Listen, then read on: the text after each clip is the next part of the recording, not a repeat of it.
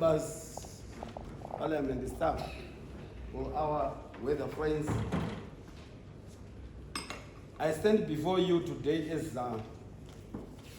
chairperson of the Parliamentary Portfolio Committee on Primary and Secondary Education to emphasize the significance of second chance education for adolescent mothers.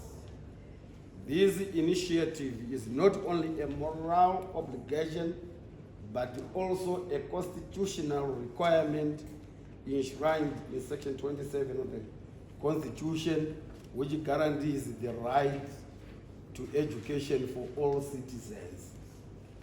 The Education Amendment Act of 2020 further reinforces this right by providing for the re-entry, which is now called the continuation and the completion of education of pregnant girls and the adolescent mothers into the formal education system.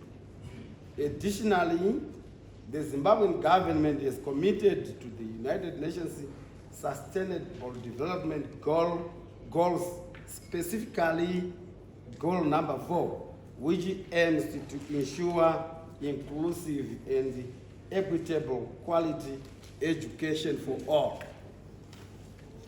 Second chance education for adolescent mothers is crucial for several reasons. Firstly, it allows them to regain control over their lives and build a better future for themselves and their children. Secondly, it helps to break the cycle of poverty and reduce the likelihood of early child marriage and repeated teen pregnancies. Thirdly, it empowers them to become active contributors to their communities and the nation at large. To ensure the success of this initiative, our committee shall undertake the following activities.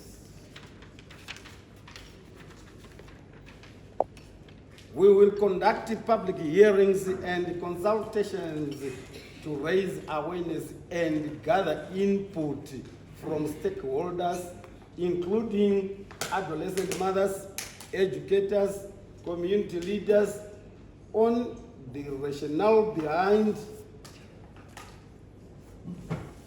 supporting this important initiative that recognizes the right to education for all children, including pregnant young girls and adolescent mothers. One of the main objectives of the committee's advocacy initiative is to demystify or destigmatize the re-entry of pregnant and adolescent mothers into formal education. The committee has direct oversight over the Ministry of Primary and Secondary Education. Hence, we collaborate on developing and ensuring implementation of policies and programs that support the re-entry of adolescent mothers into the education system. This will also call for us to monitor and evaluate the progress of second chance education programs, identifying the best practices and areas for improvement.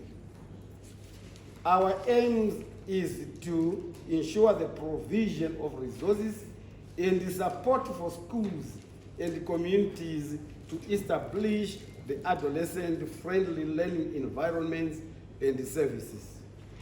We will fully support the ministry's engagement efforts with international organizations and development partners to leverage funding and expertise to support this initiative. The committee is awaiting the approval of a petition on this subject, which was submitted to Parliament by young girls through FAWEZI and its partners.